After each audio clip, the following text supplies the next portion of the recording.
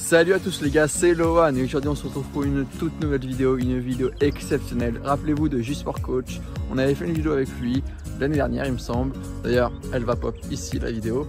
Et cette fois-ci il répondra à des questions sur le thème du cross-country. Donc restez bien jusqu'au bout parce qu'il va répondre à toutes vos questions. Questions que vous nous avez posées la semaine dernière. Donc des questions sur le départ, sur la tactique de course, sur les entraînements et d'autres questions. Donc restez bien jusqu'au bout et on va l'accueillir d'ici quelques instants. Bonjour tout le monde, alors je m'appelle Younes, un pote à Lohan et donc je vais vous parler un peu de cross aujourd'hui. Alors comme certains le savent, donc je suis entraîneur d'athlétisme, en l'occurrence spécialiste des épreuves d'endurance que sont le demi-fond, le fond, le trail, le cross, la course sur route et aujourd'hui on va traiter le cross-country. Alors le cross-country, moi j'aborde ça avec différents cycles. Et ce que j'aime bien faire, c'est déjà partir sur la base où il faudra minimum 3 mois pour s'y préparer. Alors le premier cycle, c'est un cycle dans lequel je vais aborder plusieurs paramètres de l'entraînement. Développer ta VMA, développer ton seuil, développer ton endurance fondamentale, faire des rappels quand même de vitesse parce que c'est important. Et bien sûr, tout ça de manière à faire augmenter progressivement la charge de l'entraînement. Tout de suite derrière, un autre cycle qui sera plutôt un développement un peu plus en volume. Je vais profiter du premier cycle que je t'ai annoncé pour pouvoir mettre les ingrédients, mais là maintenant, je vais augmenter ce volume-là. Bien sûr, la dominante va être beaucoup plus de l'endurance. Donc, la puissance, on en fera, mais je n'en ferai pas plus que dans le cycle suivant. Le cycle suivant, c'est celui qui s'approche du début de la saison de cross. Et donc, sur ce cycle-là, je réduis un peu le volume, j'augmente l'intensité pour que vous puissiez ressentir progressivement beaucoup plus de sensations de vitesse dans les jambes.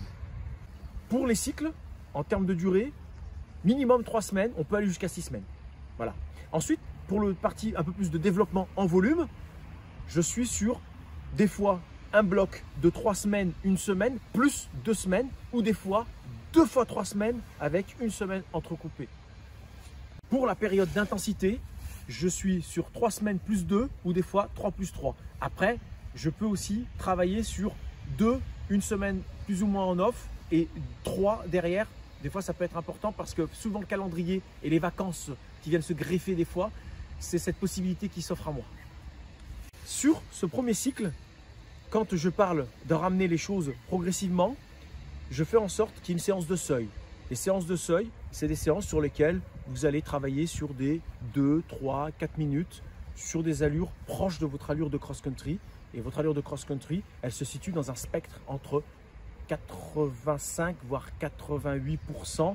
Et selon les terrains, ce curseur peut se déplacer vers du 80-85. Sur les séances de VMA courtes, où on va chercher à développer la puissance, on est sur des 15 secondes, 20 secondes, 30 secondes, 45 secondes. Des fois, on peut aller jusqu'à la minute. Et à ce moment-là, on fait travailler ça en bloc avec des séquences aussi plus courtes pour rester un peu dans une dynamique de puissance. L'endurance fondamentale, hyper important parce que c'est vraiment, on va dire, le fil rouge de tout ce que vous allez faire. Et là, même si vous êtes un coureur de cross et que vous dites 10 km, c'est pas un marathon, et ben non, il va falloir produire un effort considérable dans ce domaine-là pour véritablement vous approcher d'un kilométrage suffisamment important. Et vous verrez, vous regardez les résultats, les meilleurs crossman sont la plupart du temps, et surtout chez les filles, des personnes qui font du long, du semi et du marathon. Quand on passe dans le second cycle, donc l'élément fondamental, on le garde, on l'augmente. L'élément seuil, on le garde, on l'augmente. La puissance, on la maintient, on n'augmente pas trop parce qu'on va aller chercher autre chose plus tard. Et pendant cette période-là, on augmente toujours le volume et si besoin, on rajoute des séances un peu de côte en puissance un petit peu. Alors bien sûr, on essaie de doser pour faire en sorte qu'il n'y ait pas trop d'impact pour la suite et le volume que vous allez mettre dans cette période-là. Et on peut aller chercher aussi, pour les personnes qui le peuvent, un peu de travail de musculation sous forme de circuit ou d'endurance de force. Pour le cycle d'intensité, celui qui est vraiment avant les échéances, là, vous réduisez un peu le volume. Vous continuez avec la VMA, mais cette fois-ci, vous pouvez vous permettre d'aller vers de la capacité de VMA. C'est-à-dire qu'au lieu de rester sur des portions de 15, 20, 30 secondes, voire 1 minute, vous allez chercher des fois les 1:30, les 2 minutes. Comme ça, vous allez essayer de rester dans une intensité assez élevée, soit 95% de votre VMA dans cette durée d'effort-là. Vous allez augmenter votre durée, on va dire, votre durée de soutien dans ces intensités. De seuil, vous allez basculer vers des séances, on va dire, spécifiques cross. C'est-à-dire que vous allez essayer de garder le plus possible la logique de l'intensité sur ce genre de travail, sauf que vous allez essayer de vous préparer sur des parcours un peu différents, des parcours vallonnés, des parcours où il y a de la relance, des parcours sur lesquels vous allez progressivement mettre de la technicité, des choses qui sont propres au cross. Les séquences aussi de ces séances de seuil qui sont entre guillemets transformées en séances spécifiques cross, faites en sorte que maintenant les volumes de travail en continu soient supérieurs à 3 minutes, 4 minutes. Essayez de vous approcher des 6, 7, 8 minutes. Même si vous devez faire que 2 blocs par exemple de 15 minutes, et bien à un moment donné, s'il y a 2 blocs de 15 minutes, et bien 2 blocs de 15 minutes. Et vous verrez, pour les coureurs de cross long, c'est pertinent et ça va faire en sorte que vous allez aller beaucoup plus loin dans le travail de soutien dans l'allure de cross. On va rentrer après dans cette fameuse période d'affûtage. C'est une période dans laquelle il ne faut pas faire trop d'excès dans l'entraînement, mais pas non plus se désentraîner, c'est-à-dire ne pas en faire assez et que vous sentez que les jambes ne tournent plus. Donc, à vous de doser subtilement, on va dire en gardant un équilibre entre chacune de vos actions et bien sûr, en faisant en sorte que vous écoutiez un petit peu à ce moment-là pour éviter la surcharge d'entraînement qui sera inutile et qui peut engendrer une contre-performance. Petit point important, parce que là, vous allez vous approcher des crosses et souvent, les départs, vous avez du mal à gérer. Et moi, je vous suggère déjà en amont, si vous voulez réussir un bon départ dans vos entraînements, faites en sorte que quand vous faites des séquences de seuil, bien sûr quand on est dans la période d'intensif, de volontairement augmenter la vitesse de départ de votre séquence pour après encaisser la manière dans laquelle vous commencez à vous mettre dans votre rythme de cross. Autre chose que tu peux mettre en place aussi dans tes entraînements pour améliorer tes départs, c'est faire des séances dédiées à des accélérations progressives ou à des accélérations assez fortes et tu décélères donc en côte et après sur plat pour jouer sur le contraste de charge. Et bien sûr, si possible, derrière ces séances de côte là, mettre un peu de VMA pour pouvoir un peu continuer à travailler dans des intensités assez hautes et permettre à votre corps d'être, à votre organisme plutôt de mieux faire tampon par rapport à ce type de travail là.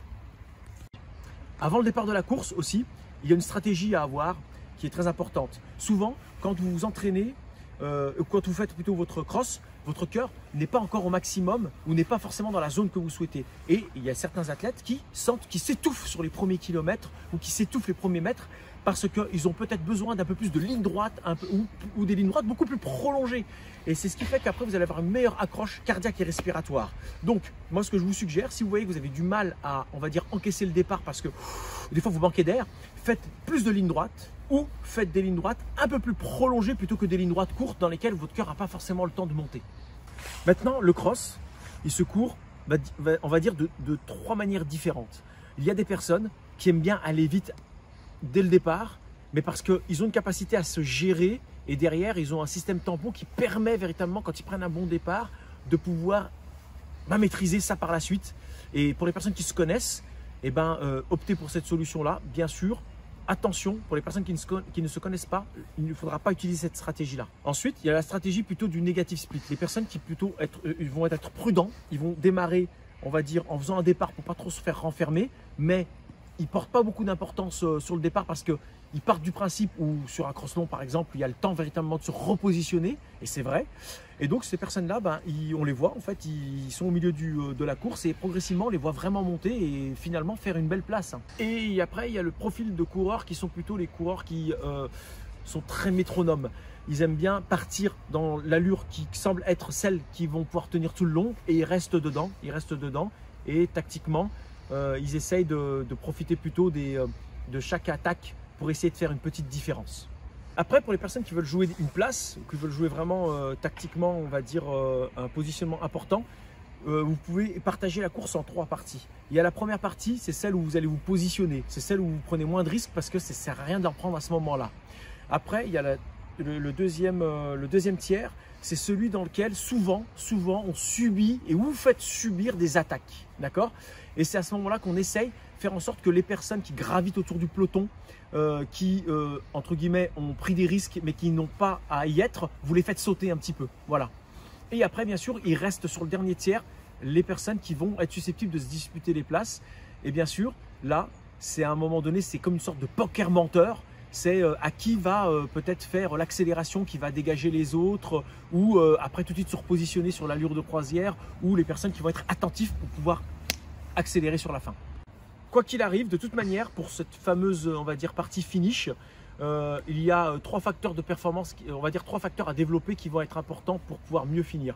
Alors, c'est vrai qu'à niveau équivalent, une personne qui aura des qualités de vitesse assez importantes pourra faire la différence. C'est pour ça que durant votre préparation, n'occultez jamais vos lignes droites de fin de footing, n'occultez jamais vos petites séquences un peu rapides avant une séance pour pouvoir toujours maintenir un contact avec ce qu'on appelle la vitesse gestuelle et pouvoir toujours avoir ces capacités d'accélération sur la fin de course. Une dernière des choses qui est importante pour pouvoir accélérer sur la fin, c'est développer tout le secteur aérobie. Pourquoi? Parce que souvent, quand on est capable d'accélérer sur la fin, c'est parce que au préalable, tout le long de la course, vous avez réussi à tamponner, votre système tampon a réussi à éviter une accumulation trop importante de lactate et qui fait que vous aviez quand même les ressources sur la fin de pouvoir accélérer. Une question qui est revenue, c'est est-ce qu'on prépare le cross comme un 10 km? Alors oui, en partie, sur les intensités, on prépare comme un 10 km. En revanche, en termes de travail, de volume, il est nécessaire d'aller chercher un peu ce qu'on peut faire un peu dans le travail du semi-marathon. Parce que vous allez voir, tout le travail qu'on fait sur semi-marathon permet véritablement d'avoir un système tampon plus efficace, surtout quand on connaît le cross et qu'on sait qu'à un moment donné, la technicité du terrain fait que les jambes peuvent être très lourdes. Et donc voilà, c'est pour ça qu'il faudra le préparer comme éventuellement un mixte entre le 10 km pour les intensités et le semi pour le volume. Bien sûr, pendant la période de cross, il y a aussi autre chose qu'il faudra gérer. Il y a plusieurs crosses sur le calendrier, 4 à 5 selon si vous sautez ou pas un cross. Et donc, il peut y avoir entre 2 et 3 semaines entre les crosses. Alors là, c'est comme dans la période d'affûtage, c'est-à-dire que vous êtes vraiment dans une période dans laquelle il va falloir gérer vos acquis. Ne pas trop en faire, mais en faire suffisamment pour pouvoir être efficace au prochain cross. Peut-être à ce moment-là, oubliez le spécifique cross parce que vous en faites déjà à travers les crosses tous les 15 jours, voire tous les 3 semaines. Mais allez chercher des intensités, on va dire, autour de votre zone cross pour pouvoir être toujours efficace dans d'autres zones de travail. Très important aussi pour les personnes qui cherchent à être en forme pour les championnats de France, faites en sorte que votre préparation soit légèrement décalée pour que, bon, malheureusement, si vous êtes moins bon sur les départementaux ou les pré-régionaux, eh ben, c'est pas grave. Vous êtes dans l'optique de réussir votre championnat de France et s'il faut décaler un petit peu la saisonnalité, c'est pas grave, vous pouvez le faire et arriver en forme pour les championnats de France, surtout pour certains d'entre vous qui espèrent peut-être une sélection.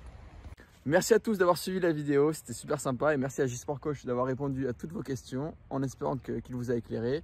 Et n'hésitez pas à lui donner de la force, à le suivre sur sa chaîne YouTube, tout est dans la description. Et il va sortir, tu vas sortir quoi? Tu as un peu des idées de prochaines vidéos qui vont sortir sur ta chaîne ou Oui, je vais faire des petites capsules à chaque fois, très courtes pour pouvoir donner des conseils, que ce soit nutrition, que ce soit la fatigue, que ce soit aussi lié au cross, la saisonnalité. Et n'hésitez pas des fois à me le dire même dans les commentaires. Moi, je serais heureux d'avoir votre avis pour pouvoir vous donner ce que vous avez besoin. Ok, et ben merci J-Sport Coach, à la prochaine. À plus. Ciao.